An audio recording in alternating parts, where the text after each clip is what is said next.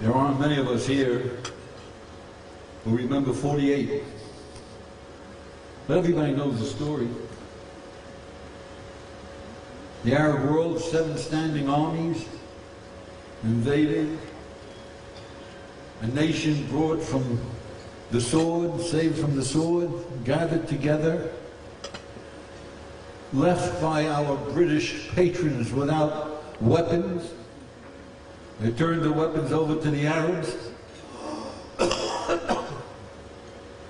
There was an embargo on Israel getting any weapons while the Arab armies were being formed and supplied by Europe and by Russia and by the United States.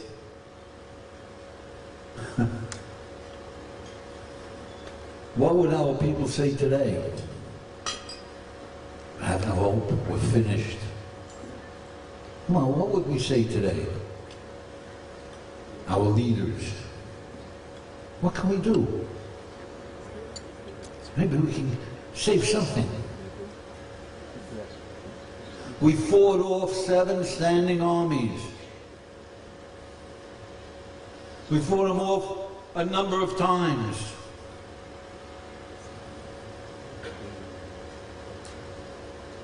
Remember?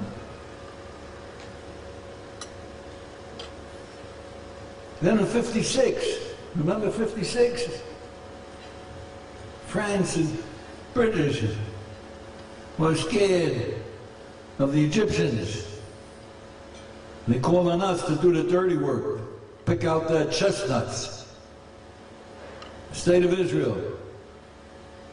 We did it. And the Americans condemned us. But they also condemned the French and the British. Yeah, you remember. In 67, how many of us were here? We remember. All the foreigners were evacuated.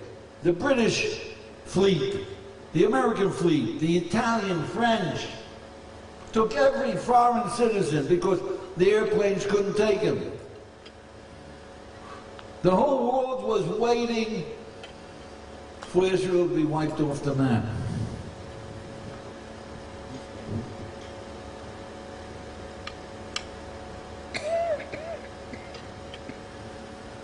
The guarantees of the UN just pulled out. Guaranteed UN. Yeah, NASA said, leave. They said, for sure. They were supposed to protect the state of Israel from just this. They just evaporated. The British and the United States and the French were gathering a fleet to take off the embargo of Eilat. We'd still be waiting today. And in 6 days, miraculous. The whole world just stood amazed. Jewish people. The whole world looked at us. The Jewish people, we defeated Syria, Egypt, Jordan. 6 days. Wow.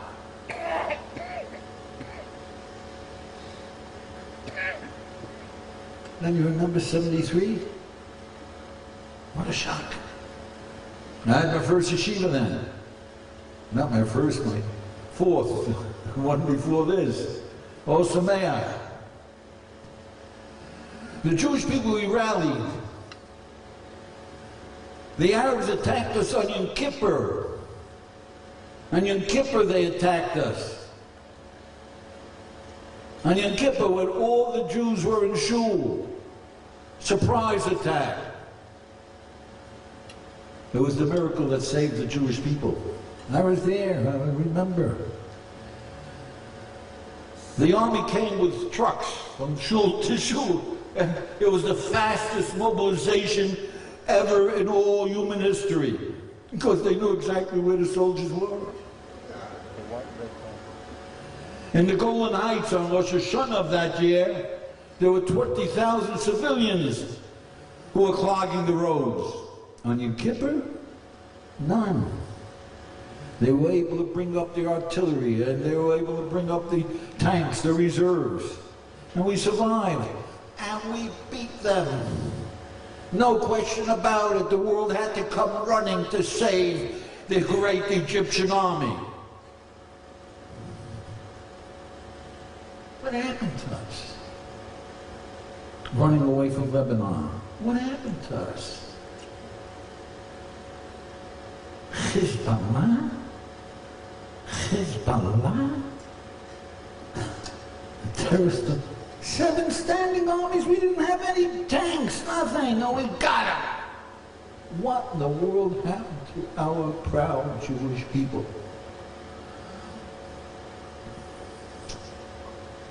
And tell you, we forgot who we are. We forgot why we came. We knew then. We forgot our destiny. I'm asking you to think for a moment. Take the time out to think. Every one of us think. Can you imagine one nation in the whole world that would be bombed one day from a neighboring country that wouldn't immediately go to war? Come on. Can you tell me one nation that bombed for a whole day? Civilians being bombed for a whole day, and they wouldn't go to war to protect their people? 7 years. 7 years. And we don't go to war. What does that mean? Is that the spirit of 48? Is that the spirit of 56 or 67 or even 73? Is that the spirit of Entebbe? Our people are being terrorized for 7 years and we don't lift a finger. Whew. What does it mean? We're betraying our own people? Is there one nation, I'm asking you to think, please think. Is there one nation in the whole world that would be bombed one day, that would go to war, and wouldn't be backed by the whole international community? The whole international community would say, sure, that's what you gotta do. You gotta protect your people. We go to war? We'll be condemned roundly, not only by the UN, not only by the Arabs, not only by NATO, but by the United States. Overreacting. 7 years being bombed, you're overreacting. What does that mean? Please think, what does it mean? That we can't defend ourselves? What does it mean? That demanding Jews, you don't have a right to life. Die quietly, will you? Don't make too much noise.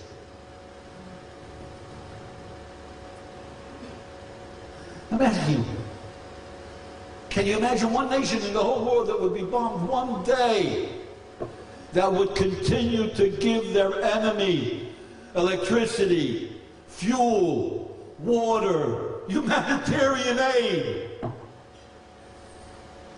Is there such a nation? I'm asking. Is there? It's unbelievable. It's surrealistic. What does it mean that we continue? Everybody knows that if we cut off their electricity and their fuel and their water and their supplies, everybody knows that the Hamas would be thrown out in 2 weeks, a month, 2 months. Come on. What does it mean that we don't do it? That means we're afraid of world opinion? Jewish blood, a world opinion? Who are we? And then the Attorney General in the Supreme Court says that it's forbidden to cut off the electricity. 7 years, people are living in terror. Terror. People are getting killed. You can't do anything about it. You can't do anything. You can't cut off the electricity. That's not humanitarian. Hey, man, who taught this world about being our brother's keepers? Who taught this world about charity? Who taught the whole bloody world about the dignity of the individual? Who taught the whole world about justice for all, about the brotherhood of man, about peace on earth? Who did it if not the Jewish people? And the Jewish people says when you got to defend your people, you defend them. What we've got to do is we've got to wake up our people. Remember 48, we have nothing to be afraid of. 56, 67, even 73. If we're proud, if we know who we are, if we know our destiny, the world needs us. We have nothing to be afraid of. Thank you.